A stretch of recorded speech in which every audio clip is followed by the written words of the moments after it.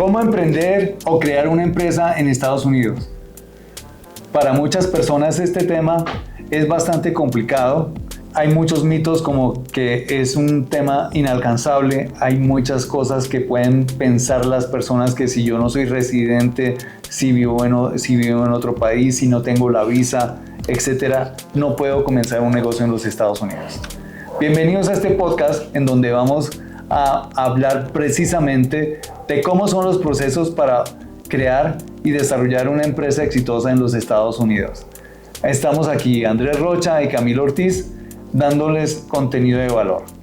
Yo creo que es importante que hagamos un barrido sobre los factores que favorecen la creación de empresas.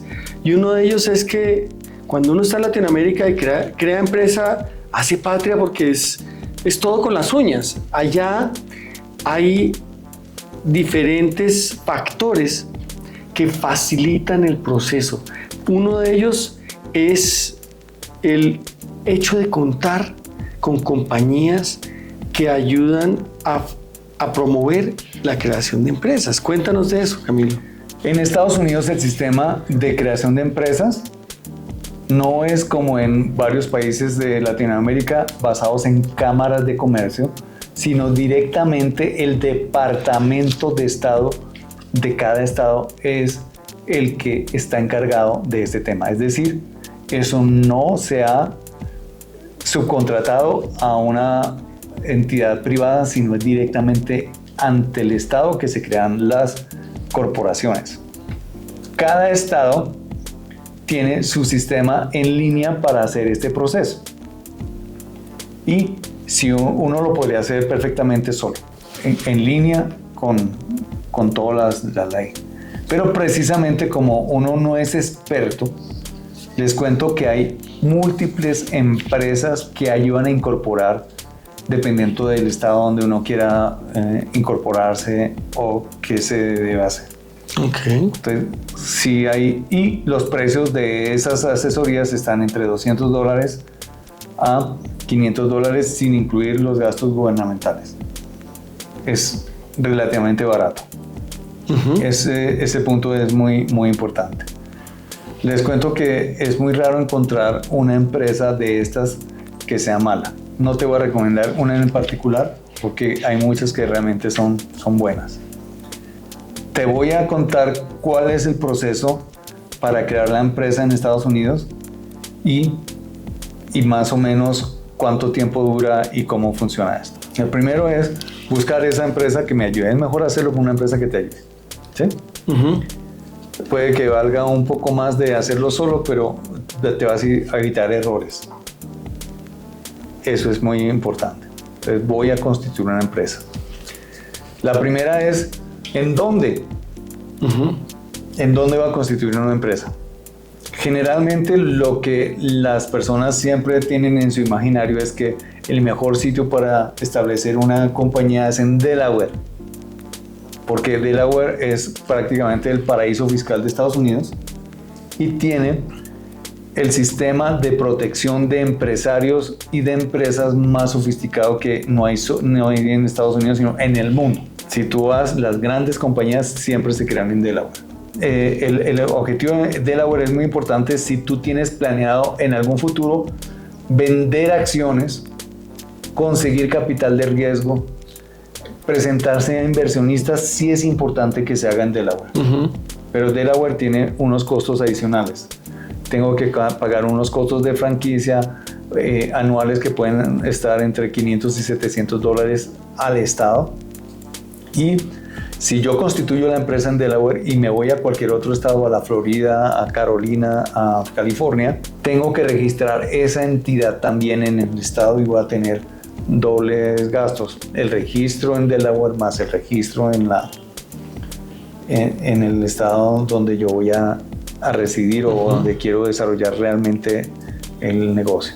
Delaware es magnífico si tienes eso en mente. Incluso las empresas de capital de riesgo, las empresas financiadoras, los angel capitals, sí te van a exigir que la entidad esté establecida en Delaware. Okay. Y la quieres establecer en lo que sea, ¿sí? Cuando se va a establecer en Delaware, sí se requiere definitivamente tener un agente registrado y también se cobran una anualidad por tener el agente registrado y por mantener las cosas.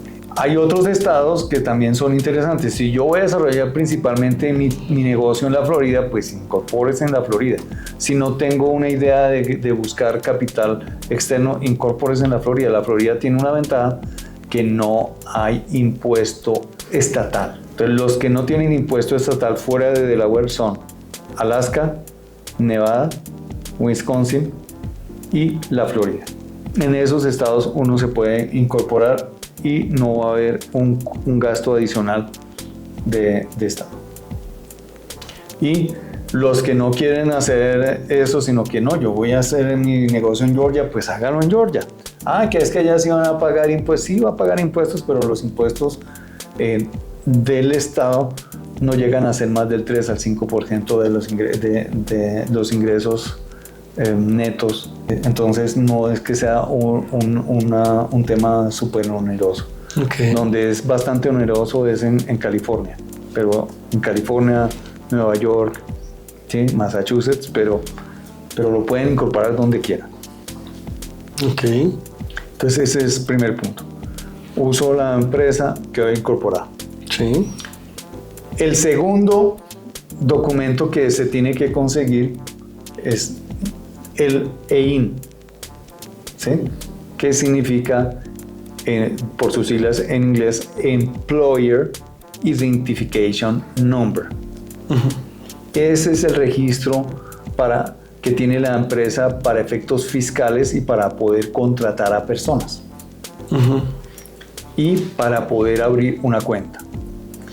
Cuando las personas son ciudadanas o residentes de los Estados Unidos, en línea, en el mismo departamento de trabajo, este proceso se demora menos de un minuto y ya tienes tu identificación de empleador.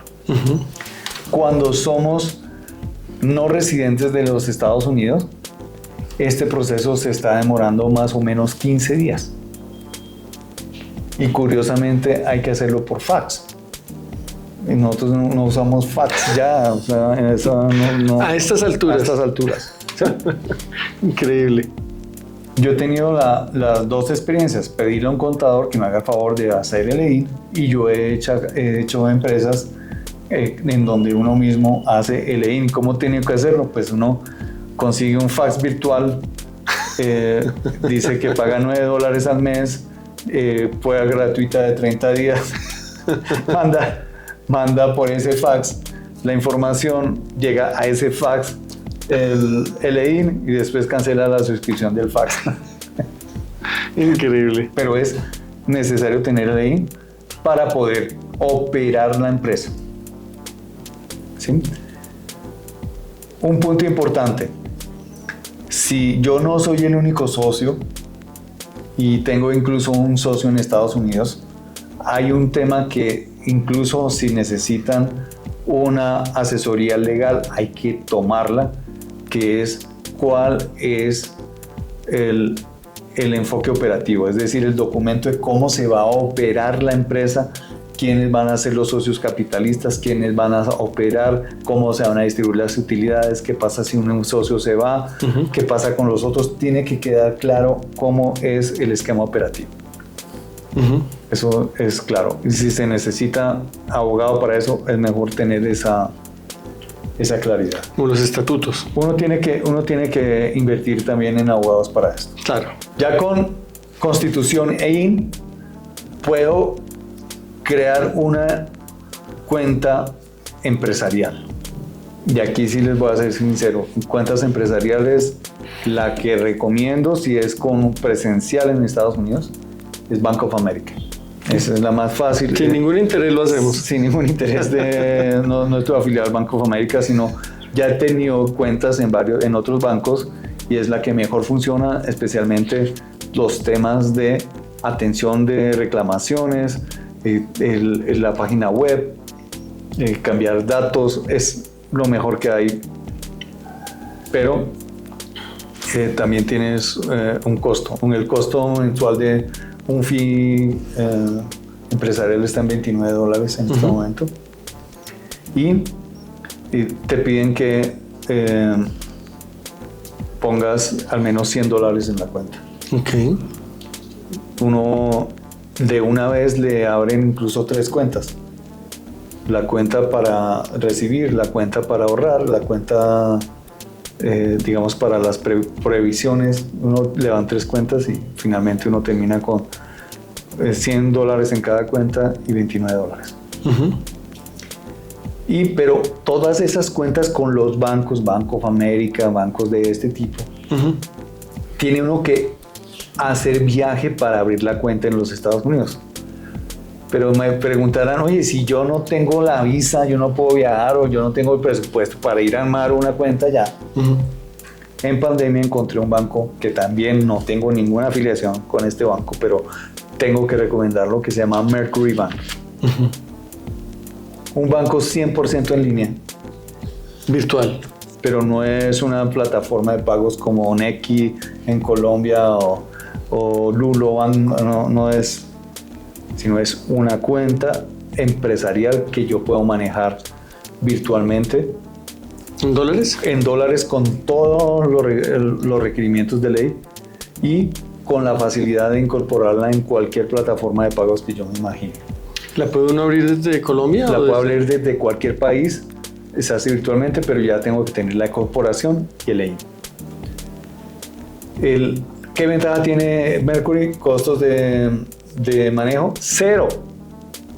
Costos de transferencia, 0. Wow. Es muy bueno. Es necesario tener una cuenta en Mercury Bank. Ok. Entonces ya tengo la facilidad de operar. Un punto importante es que independientemente de cómo yo haga la empresa, debo tener una dirección comercial. Uh-huh. Las empresas que hacen incorporación ofrecen ese servicio. Pero yo te recomiendo que, a menos de que ese servicio incluya una oficina virtual, tú busques una oficina virtual que te sirva como una dirección postal. ¿Sí? Uh-huh. Va a tener un costo entre $80 a $200 al mes o $250, dependiendo de la zona o la ciudad, del lujo que haya detrás de eso. Okay. Y es una buena es bueno tener la dirección comercial. Si tienes un amigo, un familiar, te recomiendo que no lo uses. Busca de una vez que sea una dirección comercial. Uh-huh.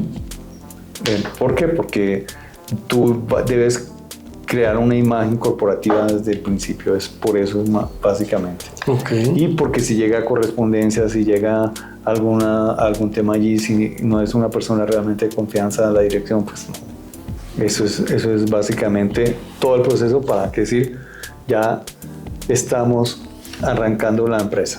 Camilo, y con eso que acabas de describir, uno no tiene que irse entonces a Estados Unidos para abrir su empresa. No tiene que abrirse. O sea, uno puede quedarse en su país de origen mientras hago mi proceso y voy creando la empresa. Así es. ¡Wow! Desde el principio uno debe contar con un contador. ¿Sí? Clave. Pero para facilitarle la vida al contador, hay softwares, y aquí también sin ninguna afiliación ni nada, ni estoy ganando ninguna comisión. El más típico que se usa se llama QuickBooks. Ok. En QuickBooks puedo atar directamente a mis cuentas, tanto pagos como ventas, gastos administrativos, y estas plataformas de contables permiten que el contador entre y sencillamente mire las transacciones, me pregunte cuáles son y él haga la contabilidad. Uh-huh. Que yo pueda facturar de una vez. Allá no hay que pedir permiso para facturar, no hay que pedir permiso, no, yo puedo facturar de una vez con un programa contable y ya es una factura. Uh-huh. Excelente. Camilo, y hablando ya de algunos de los factores adicionales que favorecen el proceso de creación de empresas, el tema de los recursos para empresas emergentes, para startups, ¿eso hace una diferencia en Estados Unidos? Definitivamente. Yo les digo un tema muy importante. Si ustedes están planeando una empresa que ven que va a tener una posibilidad de crecimiento y de escalamiento, hay unas empresas, la que más recomiendo, que yo fui usuario de ellos, que es Founder Institute, donde uno la acompañan completamente a configurar su empresa.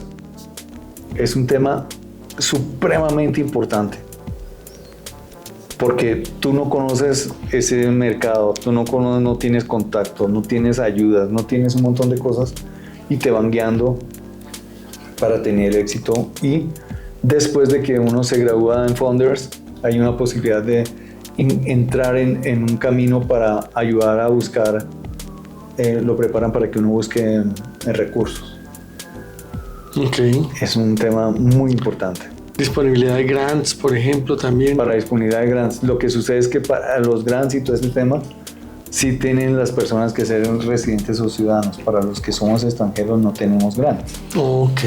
Pero si uno entra en ese ecosistema de emprendimiento como con Founders Institute, con otras incubadoras, yo puedo conseguir recursos muy interesantes para desarrollar completamente mi empresa.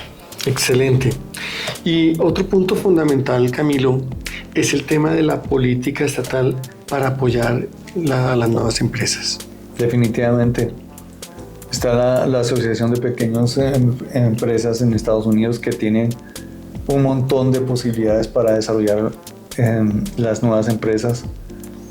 Muchísimas universidades con incubadoras de empresas y con centros de apoyo a emprendedores. Y un ecosistema que favorece que las personas puedan conseguir recursos, que las personas puedan desarrollar cosas. Incluso esto que les dije en Bank of America ya me llegó, y llevo unos meses usándola, y ya me llegó la opción de, aunque no sea residente, ¿sí?, de tener una tarjeta de crédito empresarial. O sea, esto no... Wow.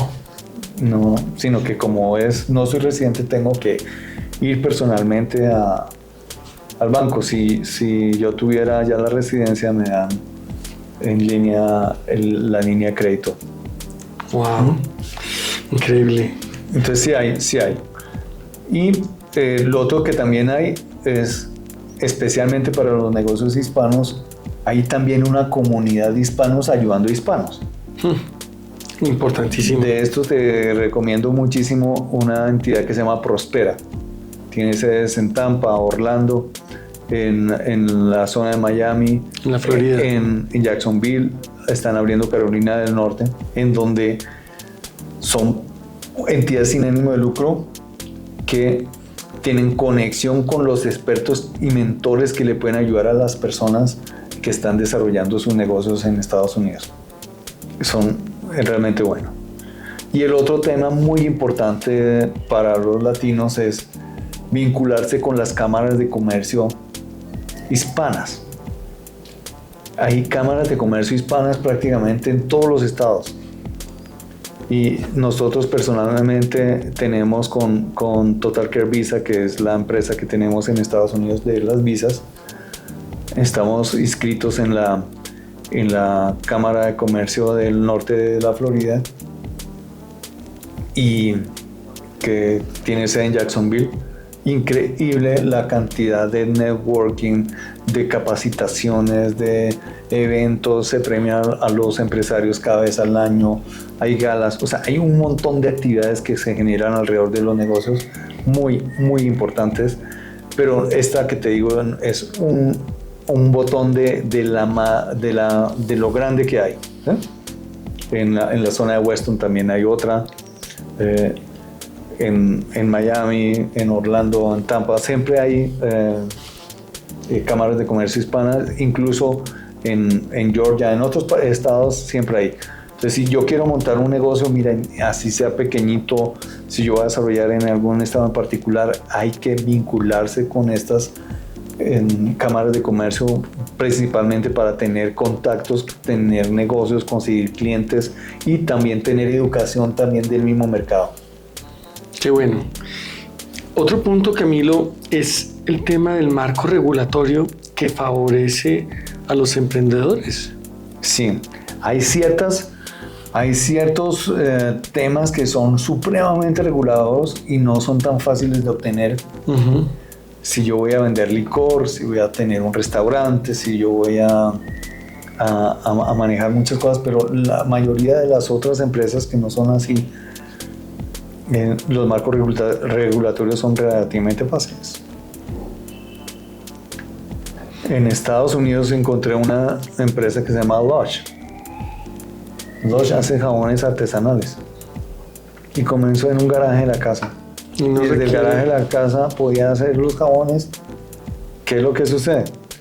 Que así yo lo haga en una bodega, debo cumplir con los requerimientos de buenas prácticas, pero no me exigen que tenga la licencia, sino que cumpla con las prácticas. Y si llega la entidad, va a visitar las plantas y miran si está cumpliendo con las prácticas. Es decir, ¿me dejan empezar el negocio? Uh-huh. No necesito en muchos casos una licencia y van a revisar es que yo cumpla con las normas. Entonces, el hecho de que no hagan licencia no significa que yo no tenga que cumplir con las normas. Claro. Yo tengo que estar definido en cumplir todas las normas, pero en muchos casos yo puedo empezar a operar sin necesidad de obtener una licencia específica en muchos de los campos de Estados Unidos. Qué bueno, interesante. Otra cosa importante, Camilo, es el tema del tamaño del mercado. Definitivamente eso a cualquier negocio en Estados Unidos le favorece. Definitivamente. Si uno llega a Estados Unidos pensando en poder servir a la mayoría de las personas que viven en los Estados Unidos, son negocios gigantescos. Estamos hablando de más de 350, casi 350 millones de personas que viven en el mercado, acostumbrados a comprar en línea, acostumbrados a probar cosas nuevas, acostumbrados a un sistema de negocios también muy, muy importante y pegados a las redes sociales. Y con un gran ingreso per cápita, Camilo. Exacto. Eso ayuda a que haya un consumo mucho más alto. Otro punto fundamental es la mentalidad de superar los fracasos. Es decir, que los empresarios de Estados Unidos saben que arrancan y si no les va bien, pueden volver a intentarlo y lo vuelven a intentar hasta que finalmente despega su negocio. Sí, es un tema muy importante. En Estados Unidos los empresarios son considerados héroes. O sea, no es el fracasado el que emprende un negocio o el que como no consiguió empleo le tocó tenerlo, sino que realmente son héroes. En promedio, de acuerdo a un dato que encontré de Son & Bradstreet, que es una evaluadora, 19 veces se ha quebrado un empresario antes de tener éxito, en promedio. Wow. Y lo ven con esa mentalidad. O sea, es un tema que no es Hollywood, es realidad. Las personas tienen la posibilidad de inventarse nuevas cosas y de armar cosas nuevas, y es muy, muy, muy bueno este tema. Y de hecho, Camilo, por todo lo anterior, las probabilidades de que un empresario tenga éxito en Estados Unidos, de que se vuelva millonario o incluso billonario, son muy altas. Son muy altas. Estamos presenciando en Estados Unidos, mira, hay recesión, hay mucho problema de lo que sea en Estados Unidos, pero al día se están creando 1.700 millonarios. Wow, impresionante. ¿Sí? Entonces, si uno quiere desarrollar una empresa exitosa, siempre debe pensar en el mercado de los Estados Unidos, y nosotros estamos comprometidos con ayudarles en todos estos procesos, no solamente para obtener una visa de residente, sino también ayudarlos a que todos estos procesos de desarrollo de negocios en los Estados Unidos sea más fácil para todos ustedes. Muchas gracias por llegar a este punto los felicito por haber visto todo el podcast y los invito a que nos sigan en redes sociales, nos comunique cualquier duda en nuestra página de internet visamas.co y suscríbanse, dale like y comparte esta información de valor que te hemos compartido en el día de hoy.